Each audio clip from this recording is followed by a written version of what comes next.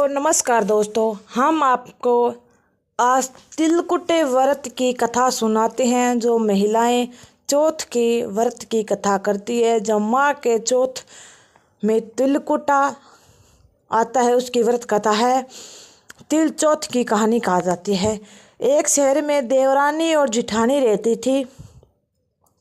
जिठानी अमीर थी और देवरानी गरीब थी। देवरानी गणेश जी की भक्ति करती थी। देवरानी का पति जंगल में लकड़ी काट कर बेचता और अक्सर बीमार रहता था। देवरानी जिठानी के घर का सारा काम करती और बदले में जिठानी का बचा हुआ खाना, पुराने कपड़े आदि उसके दे देती। इससे देवरानी का परिवार चल रहा था। माह महीने में देवरानी ने तिल चौथ का व्रत किया। 5 आने का तिल व गुड़ लाकर तिलकुटा बनाया। पूजा करके तिल चौथ की कथा, तिल चौथ की कहानी सुनी और तिलकुटा छींक के में रख दिया और सोचा कि चांद उगने पर से तिलकुटा और उसके बाद में कुछ खाऊंगी। कथा सुनकर वह जिठानी के यहाँ चली गई। खाना बनाकर जिठानी के बच्चे से खाना खाने को कहा तो बच्चे बोले, माँ ने व्रत किया है तो माँ भूखी है, जब माँ खाना खाएगी तब भी हम खाएंगे।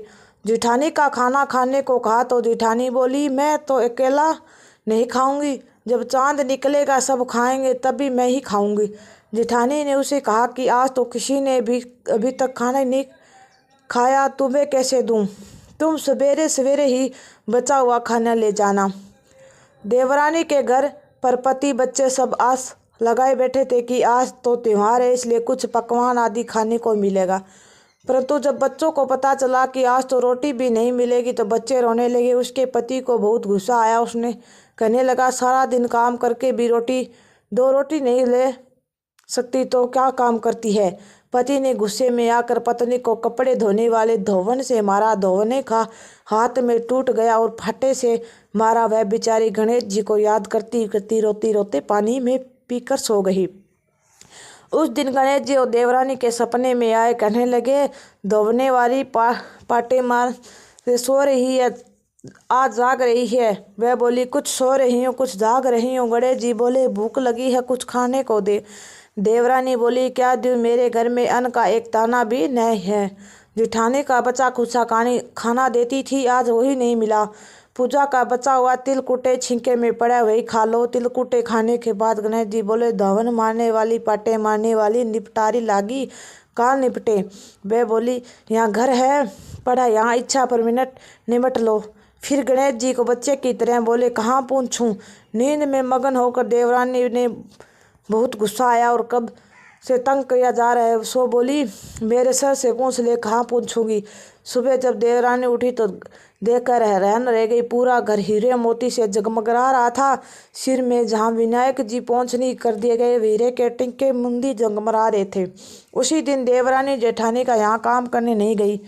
बड़ी देर तक राह देखने के बाद जेठानी के बच्चों को देवरानी को बुलाने को भेजा। जेठानी ने सोचा कल खाना नहीं दिया, इसलिए शायद देवरानी बुरा मान गई। बच्चे बुलाने गए तो बोले, चाची चलो, माँ ने बुलाया है, सारा काम पड़ा है। देवरानी ने जवाब दिया, अब इसकी जरूरत नहीं, घर में सब भरपूर है गणेश जी की आशीर्वाद से। बच्चों ने घर जाकर माँ को बताया कि चाची का पूरा घर हीरे मोतियों से जगमगा रहा है। जेठानी दौड़ती हुई देवरानी के पास आई और पूछा कि यह सब कैसे हुआ। देवरानी ने उसके साथ जो हुआ वह सब कह डाला। घर लौटकर जेठानी ने अपने पति से कहा, मुझे धौवन से पाटे से मारो। उसका पति बोला, भली मानस से मैंने कभी तुम पर हाथ नहीं उठा, मैं तुम्हें धौवन से पाटे से मारूं कैसे? वह नहीं मानी तो जिद करने लगी। मजबूर होकर पति ने उसे मारना पड़ा। ढेर सारा घी डालकर चूरमा बनाया, छींके में रख कर सो गई। रात को चौथ विनायक जी सपने में आए। कहने लगे, भूख लगी है, क्या खाऊं? जिठानी ने कहा, गणेश जी महाराज, मेरी देवरानी ने यहाँ तो आपसे सूखा तिलकुटा खवाया था, मैंने तो झरते घी का चूरमा बनवा कर आपके लिए छींके में रखा, फल और मेवा भी रखे हैं, चाय खा लीजिए। बाल स्वरूप बालक गणेश जी बोले, मैं निपटे कहाँ? जिठानी बोली, यहाँ तो टूटी फूटी झोंपड़ी है, वहाँ तो मेरे यहाँ पर कंचन का महल है, जहाँ चाहो निपटो। फिर गणेश जी ने कहाँ पूछो? जिठानी बोली, मेरे लालाट में पड़ी बिंदी लगा कर पहुँच लो।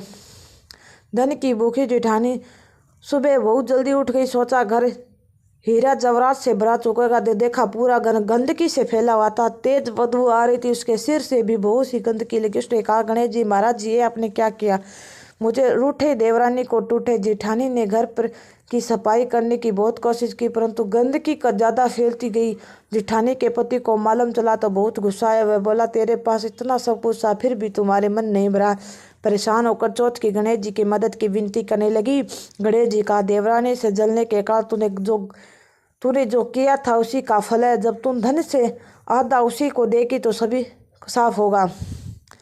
अपना आधा धन बांट दिया, परंतु मोहरों की एक हड्डी चूल्हे के नीचे गांठ दी। तो उसने सोचा को पता नहीं चलेगा, तो उसके धन का नहीं बांटा उसने। गणेश जी तब और बिखरवाया समेटा।